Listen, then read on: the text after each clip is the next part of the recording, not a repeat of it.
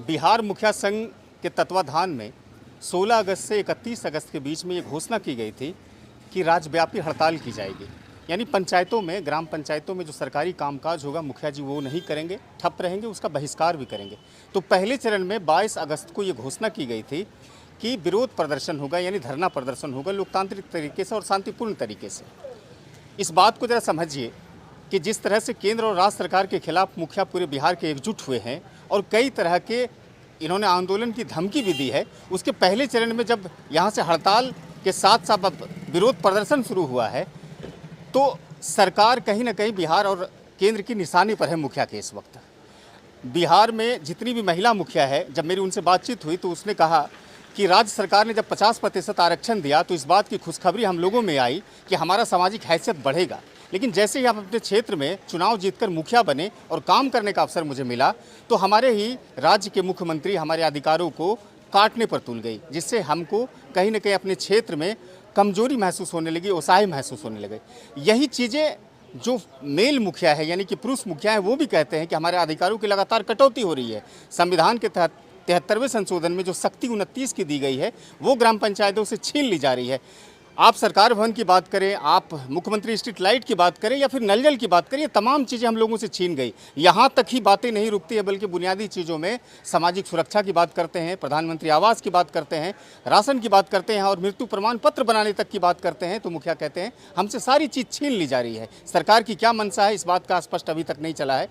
अब चूँकि आज से विरोध प्रदर्शन शुरू है तो इस एक पखवाड़े में मुखिया से क्या बातचीत हुई पंचायती राज पदाधिकारी के साथ या फिर नेता और मंत्रियों के साथ, उससे बातचीत करेंगे। हम उपस्थित हैं इस वक्त सुल्तानगंज प्रखंड मुख्यालय में और अभी मुखिया संघ के जो प्रखंड अध्यक्ष हैं रामानंद सिंह जी, वो बीडीओ साहब को एक डेलीगेशन के साथ एक मेमोरेंडम दिया है। क्या कुछ बात हुई है उनसे बातचीत करते हैं। अध्यक्ष जी, आज तो पहला चरण आपका हड़ताल तक पहुँच गया है। 16 अगस्त से सफ़र शुरू किए हैं और 31 तक की घोषणा है। अभी इस एक हफ्ते के दरमियान में क्या कोई नेता, मंत्री या विभाग के अधिकारी आप लोगों से बातचीत किया है? नहीं, कोई भी बात नहीं किए हैं। कोई हम लोगों से मिलने के लिए नहीं आया है। अच्छा, एक बार दोहराइए कि मांग क्या है अब? हम लोगों का मांग है कि हम लोग जो ग्राम सभा में योजना को पारित करते हैं उसे अनदेखा किया जाता है और पदाधिकारियों के द्वारा यह कहा जाता है कि यही योजना पास करना है जो हम कहते हैं। तो ग्राम सभा का तो कोई औचित्य नहीं है। ग्राम सभा कुछ निर्णय लेती है, हम लोगों का कोई अपना मन चलने वाला ग्राम सभा में नहीं है। तो अब क्या करेंगे जब आपकी मर्जी भी नहीं चल रही है, सरकार मान भी नहीं रही है और लगातार हड़ताल की जो दिन है वो बढ़ती चली जा रही है? तो हम लोग भी अपना प्रक्रिया बढ़ाते जा रहे हैं। आज धरना पर हैं प्रखंड में। 28 अगस्त को है हमारा 28 को जिला मुख्यालय में, उसके बाद फिर गांधी मैदान में पटना। अच्छा, संघ की तरफ से ये बातें भी कही गई थी पटना में, लगातार मैं भी संघ के लोगों से बातचीत करता हूँ कि अगर सरकार मांग नहीं मानी हमारी तो हम हो सकता है कि लोकसभा चुनाव में अपने उम्मीदवार भी देंगे, विधानसभा में भी उम्मीदवार। ये सही है या फिर हवाई बातें हैं? देखिए, अभी इस बात का निर्णय हमारे संघ के द्वारा नहीं हुआ है। आगे क्या होगा वो देखा जाएगा। अगर ऐसा होगा, सरकार ध्यान नहीं देगी तो हम लोग तो आएंगे। अनिल भाई, महात्मा गांधी ने कहा था कि ग्राम स्वराज हम बनाएंगे। अब तो ऐसा सरकार कर रही है कि शायद उसके सपनों पर भी कुठाराघात है पूरी तरह से। मेरी बिहार सरकार और केंद्र सरकार ग्राम सभा को बिल्कुल नग्न करके छोड़ दिया है।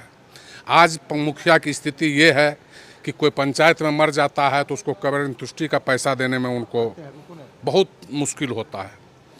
एक समय था कि कभी गरीब दुखिया को हम लोग राशन कार्ड बना करके देते थे। आज राशन कार्ड बनाने का अधिकार हमको नहीं मिला है। सरकार ज़बरदस्ती अपना योजना मुखियाओं पे थोपता है कि तुमको यही योजना करना है, तुमको इसी कंपनी से सोलर लाइट लगवाना है, तुमको पंचायत सरकार भवन नहीं बनाना है। तो ग्राम सभा का महत्व, ये जो महात्मा गांधी जो सपना देखे और दिखाए वो तो नग्न है। अभी हम लोग बिहार मुखिया संघ के आह्वान पे ये हड़ताल में है 31 तारीख तक। आज 22 तारीख को प्रखंड मुख्यालय का शांतिपूर्ण घेराव है। 29 तारीख को हम लोग जिला पदाधिकारी के कार्यालय में अपना बैठक रखे हैं। सरकार अगर नहीं मानी तो हम मुखिया तो इस दोनों सरकार को हिला करके ही छोड़ेंगे, ये हम लोगों ने प्रण कर लिया है। या तो सरकार मेरी मांग माने, नहीं तो सरकार यहाँ से हिलने के लिए तैयार हो जाए।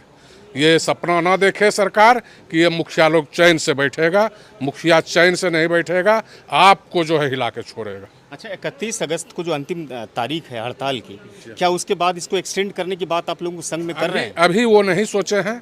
31 तक अगर सरकार हम लोग पे कोई ध्यान नहीं दिया तो हम लोग पटना में एक विशाल रैली करेंगे और सरकार के नींव को हिला करके छोड़ेंगे। आखिर में एक सवाल, इस हड़ताल का क्या व्यापक असर है ग्राम पंचायतों में, ग्रामीण क्षेत्रों में? बहुत ग्रामीण तो त्राहिमाम मचाए हुए हैं। उनका अभी ना आधार कार्ड पे मुखिया दस्तखत करते हैं, ना जन्म मृत्यु पर दस्तखत कर रहे हैं, मनरेगा का काम बंद है, तो त्राहिमाम तो पंचायत में है ही। और मुखिया अशांत होगा तो ग्रामीण अशांत होगा ही। अब कुछ मुखिया भी हैं, महिला मुखिया हैं, जो कि सरकार बड़े बड़े दावे करते हैं, महिला सशक्तिकरण, महिलाओं का सम्मान, तमाम चीज़ को लेकर के महिलाएं क्या महसूस करती है, इस हड़ताल से महिलाएं कितनी प्रभावित हुई है? थोड़ा महिला मुखिया से बातचीत करते हैं। पंचायत में पैसा ही नहीं है तो काम कैसे करेंगे?